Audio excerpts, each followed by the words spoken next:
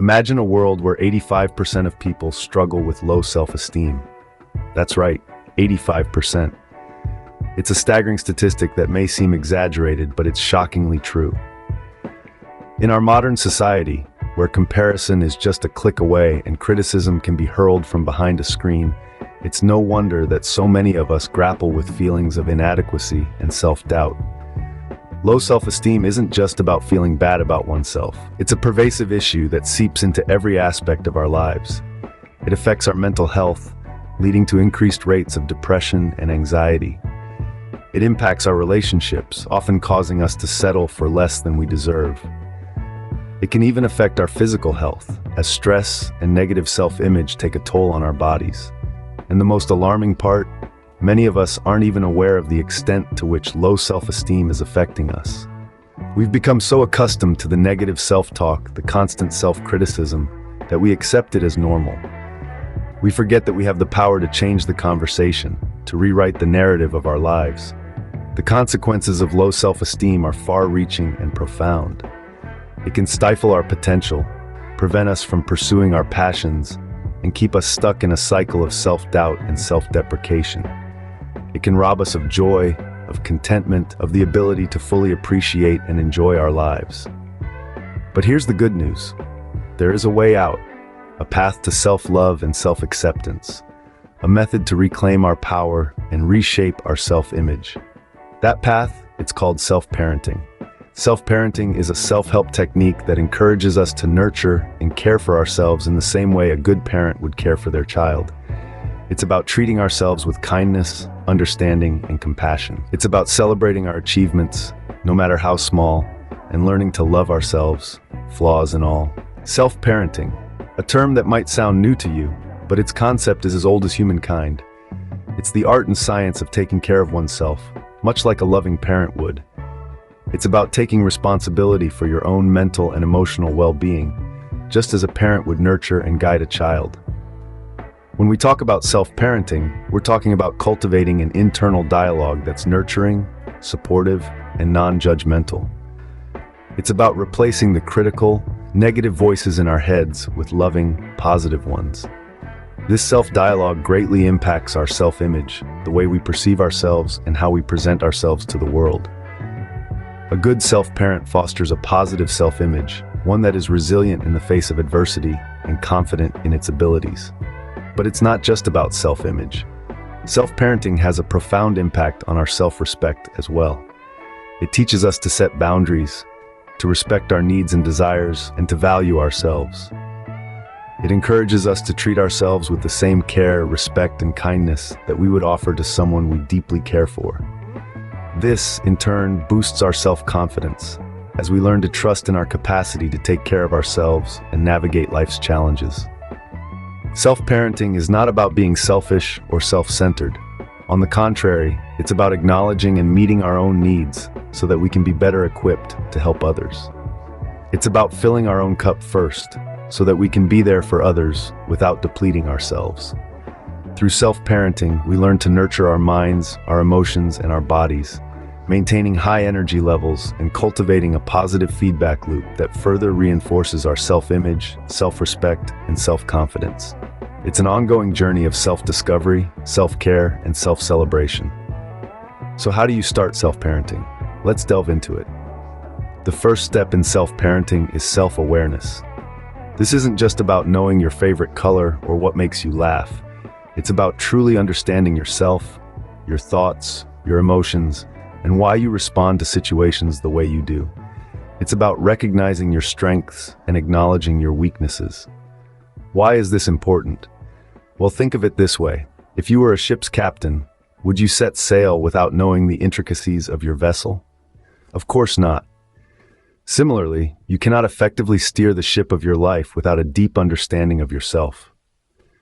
Self-awareness is the compass that guides us through the stormy seas of life.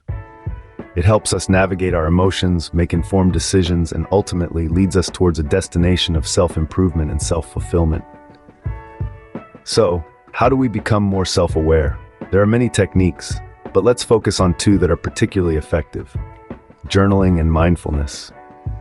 Journaling is a powerful tool for self-discovery. It's like having a conversation with yourself. You can write about your day, your thoughts, your dreams, your fears. Over time, you'll start to see patterns and gain insights into your own behavior. It's like peeling back the layers of an onion, revealing the core of who you are. Mindfulness, on the other hand, is about being present in the moment. It's about paying attention to your thoughts, feelings, and sensations without judgment. It's about observing yourself, not from a place of criticism, but from a place of curiosity. It's like stepping outside of your own mind and watching yourself from a distance. By practicing these techniques, you can begin to cultivate a deeper sense of self-awareness. You'll start to understand why you react the way you do, why certain things trigger you, and how you can respond differently. You'll begin to see the world, not just through your own lens, but through a broader, more compassionate perspective.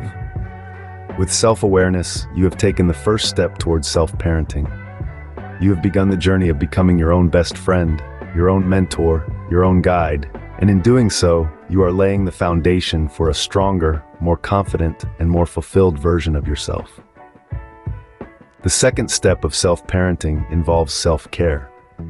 When we talk about self-care, we're not just referring to bubble baths and spa days, though those can certainly be part of it. Self-care is about nurturing all aspects of your being. It's about taking care of your mental, physical, and emotional health and ensuring your own well-being. Imagine your mind, body, and soul as a garden. To flourish, this garden requires regular watering, sunlight, and nutrients. Similarly, your mind needs intellectual stimulation, your body needs physical activity and nourishment, and your soul needs emotional connection and peace. Now let's delve into some practical ways of practicing self-care. Firstly, let's consider your physical health. This includes maintaining a balanced diet, getting regular exercise, and ensuring sufficient sleep. Eating healthily isn't about strict dietary limitations, but rather about feeling great, having more energy, and improving your health. Regular exercise, on the other hand, isn't just for losing weight. It's also key to leading a healthy lifestyle and has numerous benefits for mental health, including reducing symptoms of depression and anxiety. Secondly, let's talk about mental health. This could involve activities like reading a book, learning a new skill, or even solving a puzzle. Engaging your mind helps to keep it sharp and can also improve your mood and memory. And finally, don't forget to care for your soul. This could involve spending time with loved ones, practicing mindfulness, or pursuing a hobby you're passionate about. These activities can help you to relax, unwind, and connect with your inner self. Remember, self-care isn't a one-time deal. It's the constant repetition of many tiny habits, which together soothe you and make sure you're at your optimum, emotionally, physically, and mentally. In the end, self-care is not about being selfish. It's about understanding your needs and taking the time to meet them. Just like a parent would care for their child, you need to care for yourself. Self-care is not just about pampering yourself. It's about treating yourself with the same kindness and respect you would give to others. The final step in self-parenting is self-celebration. This is where you rejoice in your own accomplishments, and it's a crucial part of boosting your self-image, self-respect, and self-confidence. But what does self-celebration really mean?